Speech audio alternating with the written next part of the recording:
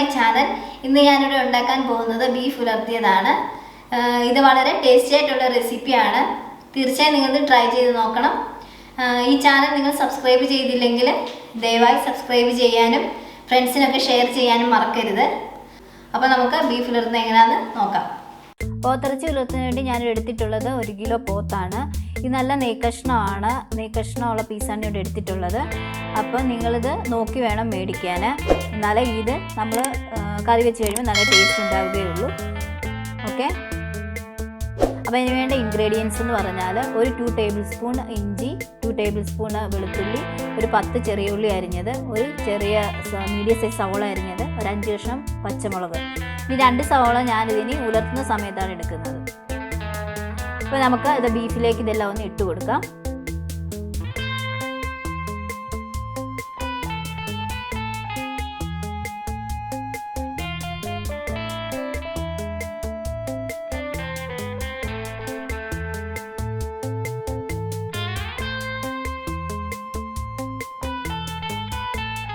പച്ചമുളക് ഞാനിവിടെ പുലർന്നിട്ടില്ലായിരുന്നു, നടുവേ പുലർന്നില്ല.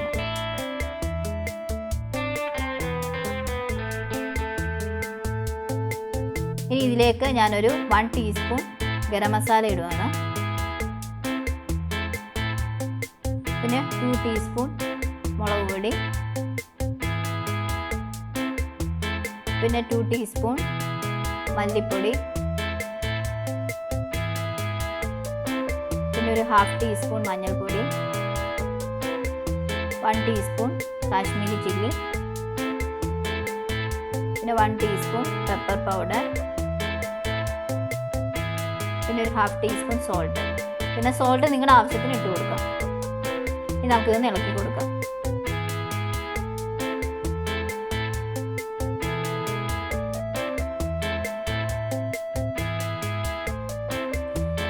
ഇനി ഇതിലേക്ക് ഞാൻ പകുതി നാരങ്ങ പിഴിഞ്ഞൊഴിക്കുന്നുണ്ട്.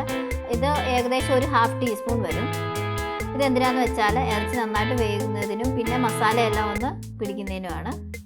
ഇനി നമുക്കിതൊന്ന് അടച്ചു വെച്ച് വേവിക്കാം.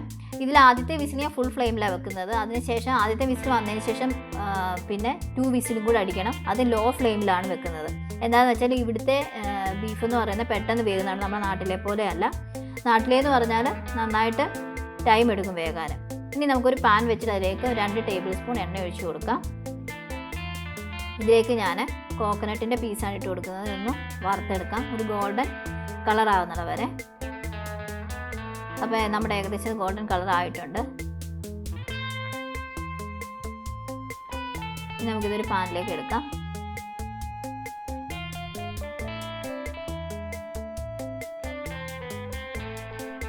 നമുക്കിനി ഈ എണ്ണയിലേക്ക് തന്നെ ഒരു 2 ടീസ്പൂൺ കടുക് ഇട്ട് കൊടുക്കാം. കറിവേപ്പില ആവശ്യത്തിന്, പിന്നെ ഒരു മീഡിയം സൈസ് ഇഞ്ചിയും ഒരു 5 ഗാർലിക്കും ഞാനിവിടെ അരിഞ്ഞു വെച്ചിട്ടുണ്ട്. അത് നമുക്ക് ഇട്ട് കൊടുക്കാം.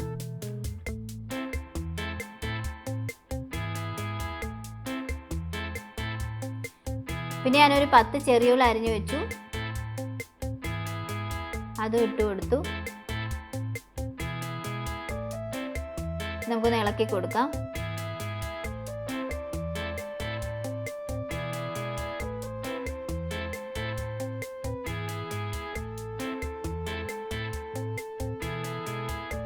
പിന്നെ ഞാൻ നേരത്തെ മാറ്റി വെച്ചിരുന്ന ഒരു 2 സവോള അതും കൂടെ സ്ലൈസായിട്ട് അരിഞ്ഞിട്ട് കൊടുത്തിട്ടുണ്ട്.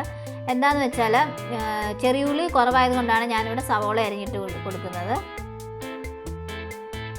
ഇനി ഇതിലേക്ക് ഞാൻ ഒരു 1/2 ടീസ്പൂൺ ഉപ്പും കൂടി ഇട്ട് കൊടുക്കുന്നത് നന്നായിട്ട് വഴരാൻ വേണ്ടിയാണ്. ഇതിലേക്ക് ഞാനൊരു 1 ടീസ്പൂൺ കുരുമുളക് പൊടി ഇട്ട് കൊടുക്കുകയാണ്. പിന്നെ 1 ടീസ്പൂൺ കാശ്മീരി ചില്ലി,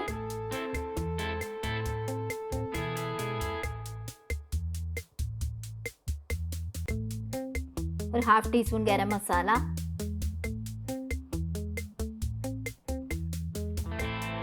ഇനി നമ്മൾ വറുത്ത് വെച്ചിരുന്ന തേങ്ങാക്കൊത്തും കൂടി ഇട്ട് കൊടുത്തു. ഇനി നമുക്കിതൊന്ന് ഇളക്കി കൊടുക്കാം.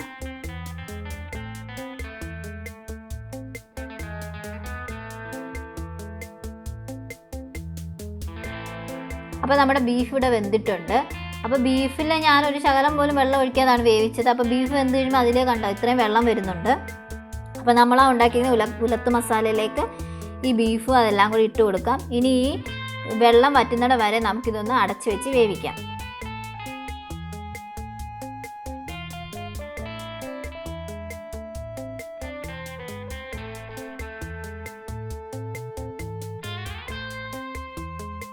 നമ്മുടെ വെള്ളമൊക്കെ ഏകദേശം വറ്റുന്നുണ്ട്.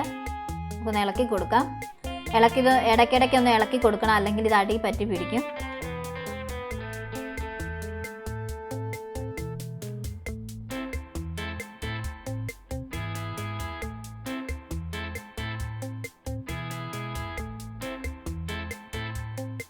ഇനി ഇതിലേക്ക് ഞാൻ ഒരു 1 ടേബിൾ സ്പൂൺ ഉലർത്ത് മസാല ഇട്ട് കൊടുക്കുകയാണ്. ഇത് ഞാൻ കിച്ചൺ റഷൻ്റെ ഉലർത്ത് മസാലയാണ് യൂസ് ചെയ്യുന്നത്.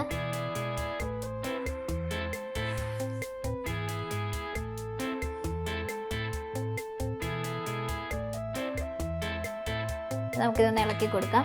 നിങ്ങൾക്കിനി ഇത് ഡ്രൈ ആയിട്ട് എടുക്കണമെങ്കിൽ ഇതൊന്നും കൂടി നന്നായിട്ട് ഇളക്കി കൊടുത്ത് ഇത് ഡ്രൈ ആക്കാവുന്നതാണ്. ഇതുപോലെ ഞാനിവിടെ കാണിച്ചിട്ടുണ്ട്. ഇതുപോലെ തന്നെ നിങ്ങൾക്ക് ഡ്രൈ ആക്കി എടുക്കാം. അത് കുറച്ചും കൂടി ഫ്രൈ ആക്കി എടുക്കണമെന്നേ ഉള്ളൂ. അപ്പോൾ ഉലർത്ത് മസാല എന്ന് പറയുമ്പോൾ അത്രയും ഡ്രൈ ആവില്ല. ഈ ഒരു പരുവത്തിലാണ് ഇരിക്കുന്നത്. അപ്പോൾ നമ്മുടെ ബീഫ് ഉലർത്തി ഇവിടെ റെഡി ആയിട്ടുണ്ട്. അപ്പോൾ നമുക്കിതൊരു പ്ലേറ്റിലേക്ക് സെർവ് ചെയ്യാം. തീർച്ചയായും നിങ്ങളിത് ട്രൈ ചെയ്ത് നോക്കണം. വളരെ ടേസ്റ്റി ആയിട്ടുള്ള റെസിപ്പിയാണ്. Thank you for watching.